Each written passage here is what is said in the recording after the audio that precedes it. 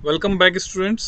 हम लोग 11th class की एनसीईआरटी से एनसीईआरटी रीड अलोंग एक्सरसाइज कर रहे थे और उसमें work energy power chapter number 6 हमने चालू किया था। So this lecture is based on kinetic energy. So हमें सीखना है काइनेटिक एनर्जी के बारे में। इससे पहले लास्ट लेक्चर में हमने वर्क को डिस्कस किया था। So let's understand the basics about kinetic energy. तो आप अपनी एनसीईआरटी ओपन कर सकते हैं बच्चों। ये है आर्टिकल 6.4। तो आर्टिकल 6.4 एनसीईआरटी में आप ढूंढ लीजिए and then we discuss it. As noted earlier, if an object of mass small m has velocity v, तो इसकी काइनेटिक एनर्जी जो है, जिसको हम कैपिटल K से रिप्रेजेंट करते हैं, वो हो जाएगी half m v dot v। तो ये v वेलोसिटी होने के बावजूद स्केलर में कैसे कन्वर्ट हुई, तो हमने सीखा था जब भी किसी क्वांटिटी को आप स्केलर में कन्वर्ट करना चाहते हैं, then you have to take dot product of it with itself. So हमें मिलता है हाफ एम वी स्क्वायर, जहां पर वी स्क्वायर होने की वजह से स्केलर हो गया। Kinetic energy is a scalar quantity, तो ये आपको पता होना चाहिए। The kinetic energy of an object is a measure of the work an object can do by the virtue of its motion. तो वो ऑब्जेक्ट जितना वर्क कर सकता है, उसमें जितना भी मोशन इन्वॉल्व है उसकी वजह से, तो वो वर्क कितना कर सकता है वो हमें उसमें निहित, उसमें कंटेंड, उसमें मौजूद काइनेटिक एनर्जी से पता चलता है। जिसमें जितनी ज़्यादा काइनेटिक एनर्जी होगी वो उतना ही ज़्यादा वर्क कर सकता है। फॉर एग्जाम्पल बच्चों, अभी 3 दिन पहले की बात है,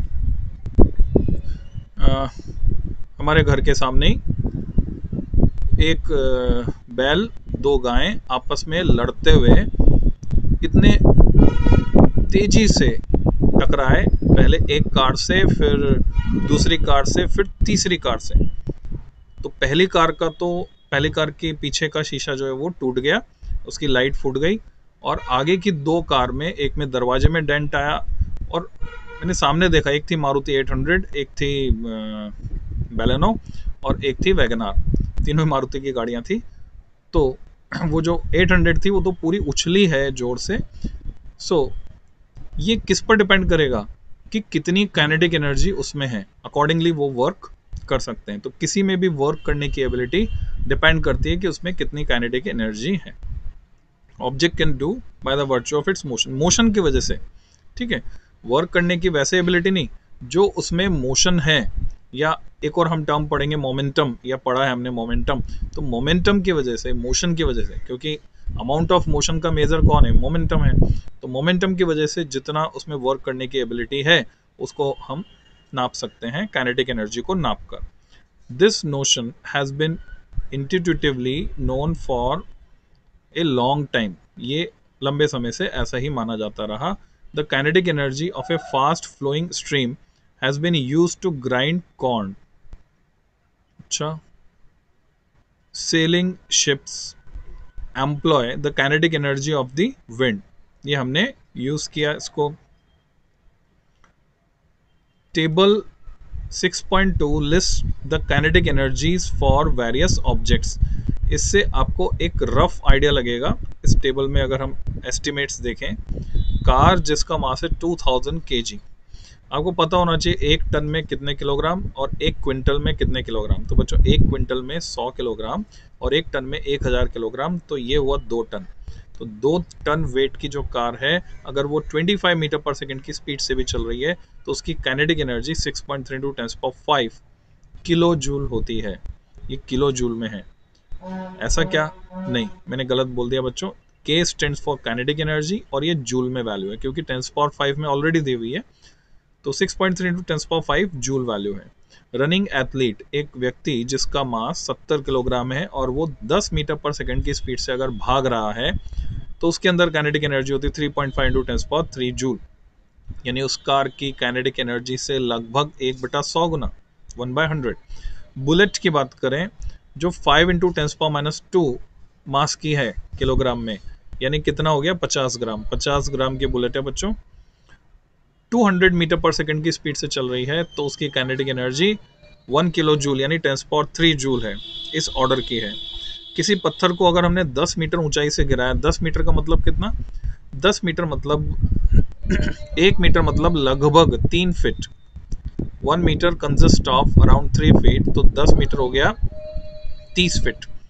30 फीट का मतलब कितना, 3 मंजिल ऊंची इमारत से गिराया आपने, क्योंकि एक मंजिल लगभग 10 फीट ऊंची होती है। तो 3 मंजिल ऊंची इमारत से अगर एक पत्थर को आपने गिराया जिसका मास 1 किलोग्राम है, आप यूँ भी सोच सकते हैं कि 1 किलोग्राम का जो बाट होता है जिससे हम तोलते हैं सब्जी या फल को, तो उसको गिराया अगर, तो उसकी स्पीड जो है हम √2gh फॉर्मूला लगाकर कैलकुलेट कर सकते हैं नीचे पहुंचते वक्त क्या स्पीड होगी। तो 14 मीटर पर सेकंड यहाँ दी है, तो उसके अंदर जो काइनेटिक एनर्जी होगी वो 100 जूल होगी। 100 जूल की काइनेटिक एनर्जी उसमें होगी। Rain drop eight terminal speed. बच्चों रेन ड्रॉप में क्या होता है, दो फोर्सेस काम करते हैं, एक तो mg नीचे की तरफ, एक विस्कस ड्रैग काम करता है ऊपर की तरफ। और इस विस्कस ड्रैग की वजह से क्या होता है, जब ड्रॉप बहुत ज्यादा ऊंचाई से नीचे आ रही होती है, viscous drag velocity dependent force है। जैसे जैसे वेलोसिटी बढ़ती है उसकी नीचे आने पर, वैसे विस्कस ड्रैग भी बढ़ता है। और एक कंडीशन ऐसी आती है कि mg नीचे की तरफ बैलेंस हो जाता है विस्कस ड्रैग ऊपर की तरफ से। तो mg नीचे की तरफ और विस्कस ड्रैग दोनों ने एक दूसरे को बैलेंस कर दिया, तो नेट फोर्स हो गया 0।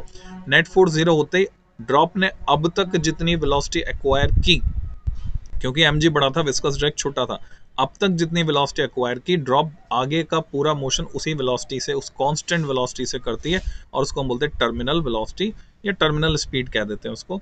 तो rain drop eight terminal speed जिसका मास 3.5 × 10⁻⁵ किलोग्राम है। तो अगर आप ग्राम में देखेंगे तो ये मिलीग्राम में जरूर एक्सप्रेस कर सकते हैं हम, 350 मिलीग्राम अराउंड आएगा। तो इसको कैलकुलेट करके देख सकते हैं आप। स्पीड 9 मीटर पर सेकेंड उसकी है, तो इसमें एनर्जी 1.4 × 10⁻³ जूल होती है। एयर मॉलिक्यूल की बात करें जिसका मास 10⁻26 किलोग्राम है, जो कि एटम का मास है इस ऑर्डर का, तो उसकी स्पीड अगर 500 मीटर पर सेकेंड है, बहुत ही हाई स्पीड, टेम्परेचर पर डिपेंड करती है बच्चों एयर मॉलिक्यूल की स्पीड कि वो कितने टेम्परेचर पर है। तो 500 मीटर पर सेकेंड अगर स्पीड है तो 10⁻21 जूल के ऑर्डर की एनर्जी है। So these are typical values एक अंदाजा लगाने के लिए। तो आपके लिए मैं होमवर्क देता हूँ एक्सरसाइज, गाय का मास कितना होता होगा अंदाजा लगाएं, और अगर एक तरफ गाय है दूसरी तरफ भैंस है, भैंस और गाय के वजन में डेफिनेटली अंतर होता है, तो वो दौड़ती दौड़ती आए, कई बार आपने देखा ना मस्त हो जाती है, वो हो जाती है विचलित हो जाती है, बोले कि चमक जाती है, उसको बोलते चमक जाना। तो गाय या भैंस चमक गई तो सड़क पे दौड़ लगा देती है। अब बहुत खतरनाक है, आप अगर रास्ते में कहीं ऐसा देखे तो एक तरफ कोने में खड़े होकर इंतजार करें उसके निकलने का, तो पता नहीं किस तरफ वो जाएगी। तो कितनी काइनेटिक एनर्जी होती होगी और उसमें कितना वर्क करने की एबिलिटी होती होगी, just try to estimate it, है ना। बहुत ही इंटरेस्टिंग एक्सरसाइज रहेगी। वापस लौटते हैं बच्चों, एग्जाम्पल 6.4 देखते हैं।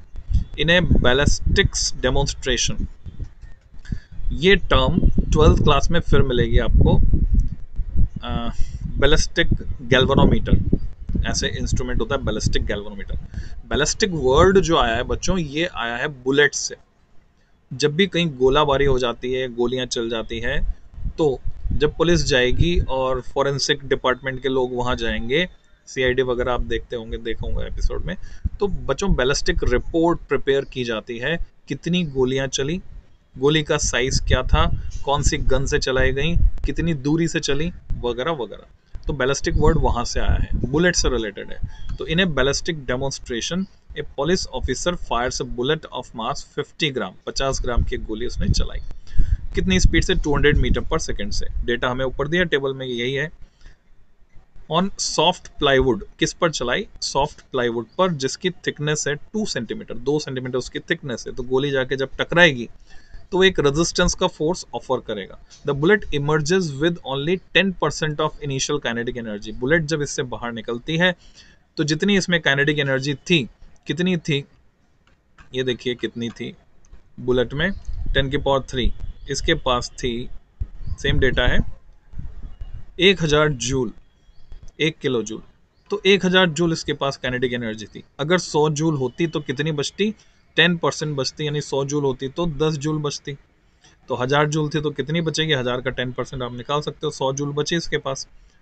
What is the emergent speed of the bullet. जब आपके पास kinetic energy half mv square, तो डेफिनेटली आप स्पीड निकाल सकते हैं। तो initial kinetic energy of the bullet half mv square 1000 joule, it has final kinetic energy 100 joule, उसका 10% निकाले हमने 0.1 यानी 10% प्रति 100, 10/100। वीएफ जो है इमर्जेंट स्पीड है अगर तो हाफ mv स्क्वायर हो गया बच्चों 100 जूल, और यहाँ से वीएफ हम निकालते हैं तो मिलता है 63.2 मीटर पर second. The speed is reduced by approximately 68%, not 90%। ये है इंपॉर्टेंट रिजल्ट जो आपको याद रखना है। काइनेटिक एनर्जी रिड्यूस हो गई 90% से, 10% रह गई, मतलब कितनी कम हो गई? 90% कम हो गई। काइनेटिक एनर्जी रिड्यूस हो गई 90% से, पर स्पीड रिड्यूस हुई सिर्फ 68% से, 90% से नहीं। तो ये एक इम्पॉर्टेंट एस्पेक्ट है जिसको आपको समझ के चलना है। तो हमने काइनेटिक एनर्जी को समझा, काइनेटिक एनर्जी को डिस्कस किया। बच्चों इस वीडियो में इतना ही, फिर जल्दी मिलते हैं। Work done by a variable force expression derive करेंगे नेक्स्ट वीडियो में। Till than happy learning.